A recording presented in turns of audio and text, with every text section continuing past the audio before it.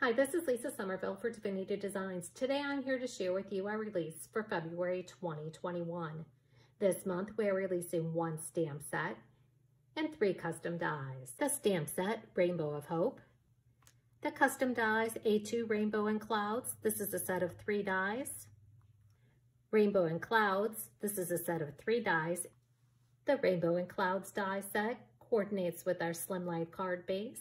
Our slimline cards, when folded, measure 3 7/8 by 9 inches and fit into a number 10 business size envelope. You'll want to die cut and emboss these dies following the directions for your die cutting machine. Embossing the dies will bring out the detail of the dies. When you die cut the rainbow, you are going to end up with the frame for the rainbow and then all the die cut rainbow pieces. There's a number of different ways that you can die cut the rainbow dies. You can die cut the rainbow from white cardstock, and then you can use ink and an ink blending tool. You can use markers, or you can use ink sprays or paints, and you can add the color to the rainbow strips. I simply die cut mine from white cardstock and then die cut it multiple times from colored cardstock. And just like die cutting the rainbow die, there are multiple ways that you can adhere the colored rainbow strips back into the die cut rainbow. You can use liquid glue or your favorite adhesive. I'm going to be using adhesive sheets. I'm going to remove the backing from the adhesive sheet and then add the die cut rainbow frame. Next, I'll place the colored die cut rainbow strips into the frame. You'll repeat that with all the colored rainbow strips. Now that all the colored strips are put back within the frame, I'm going to place that backing back over my die cut pieces. Turn that over. And then run a bone folder across the back to help adhere the die cuts to the adhesive. Now I can go ahead and remove the rainbow die cut and use on my card. Again, this was just something that was easy for me using the rainbow dies. Here's a closer look at one of the finished cards that I created using the A2 Rainbow and Clouds die set, the Rainbow of Hope stamp set, along with additional Divinity Designs custom dies and pattern paper. And our peekaboo card with layers die set. This is a set of 7 dies. We have the front card base, the inside base, the back of the card. You also have 2 base layers so that you can add pattern paper to your card, and 2 decorative ovals. Here's a look at the peekaboo card with layers.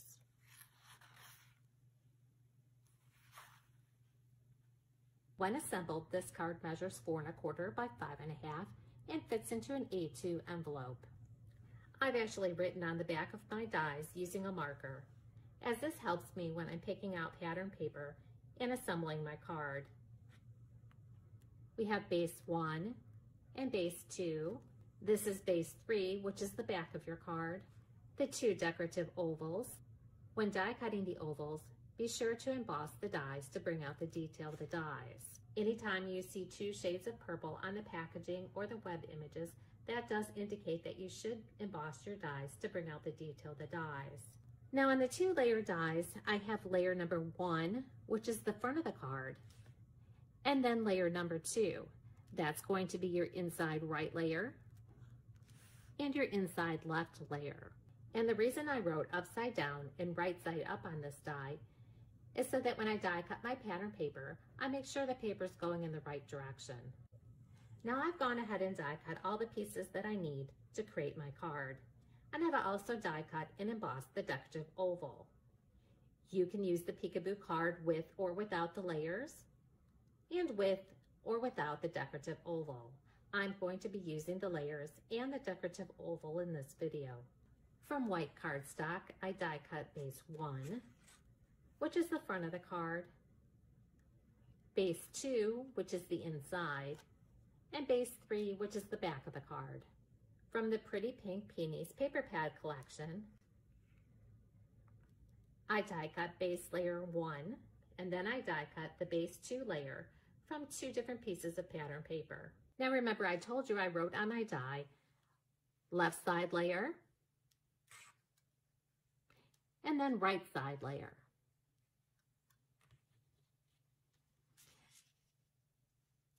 That way, when I die cut the pattern paper, I cut the right side layer so that it will fit over the right side oval. Turn that around and then die cut the left side layer so that it fits over the left oval. This is extremely important if you're using pattern paper that has a pattern that only goes in one direction. Here, I'll show you what I mean. If I was going to be die cutting this pattern paper using base layer 2, I would want to make sure that the inside right layer was going to have the flowers on the solid area here, and then the oval would die cut out of the plain area here in the center. The same holds true for the front of the card. Because the oval is the opening, I want to make sure that I place the die on my pattern paper so that the oval is going to cut out in the right spot. Now when you die cut your panels, don't toss the ovals. Peekaboo card. On some of the samples that I'm going to show you later, in addition to the ovals, I did use our double pierced vintage label die set, as that coordinates with the decorative oval from the Peekaboo card with layers die set. Now let me show you just how easy it is to assemble the Peekaboo card. We're going to start out by adding the layering panels to the base panels. Base 1 and base 2 will be face up on your workstation. You'll apply adhesive to the layering panels and then center them on the base panels. You'll repeat that process with base 2 and the base 2 layers.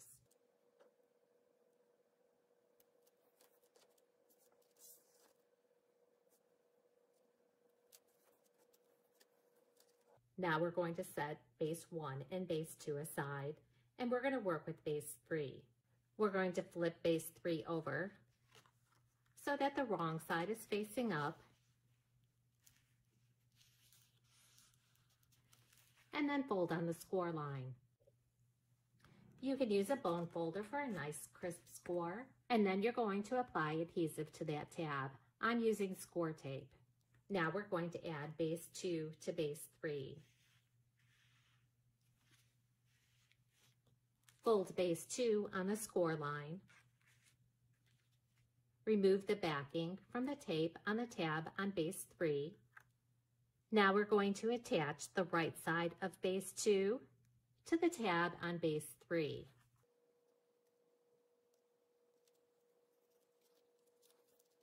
That's going to give you a Z-fold on base 2 and base 3.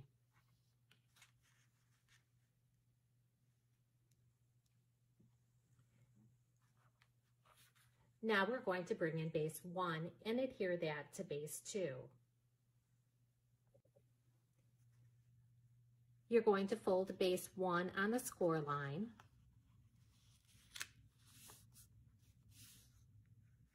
By folding that panel back.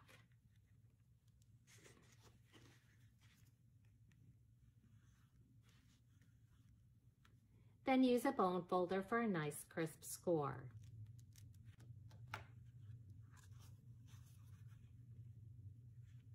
Flip base 1 over so that the wrong side is facing up. Then with base 2 facing you, you'll flip that over and only add adhesive to the left side.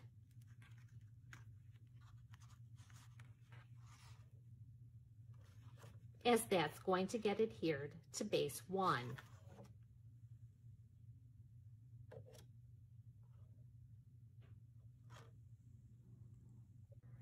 Again, I have base 1 with the wrong side facing up, and then I have base 2 facing up. I only put adhesive on the left side. I'm going to line those ovals up.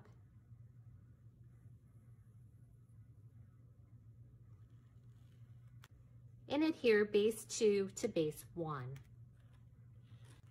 The tab on base 1 folds to the inside, and then the back base 3 folds over to form your card.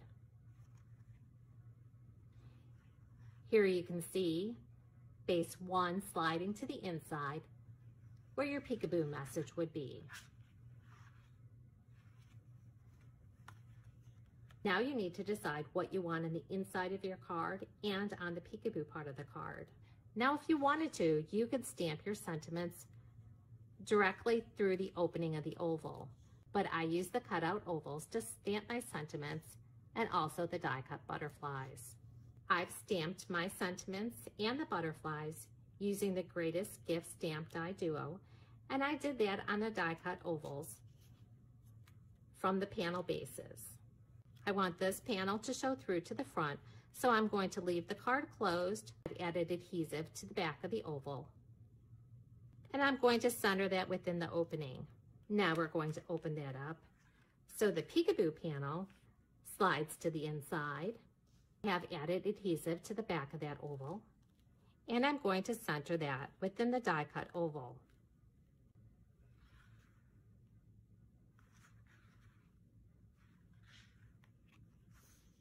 Now you can leave your peekaboo card just like this, or you can add the decorative ovals, and then you can further embellish your card.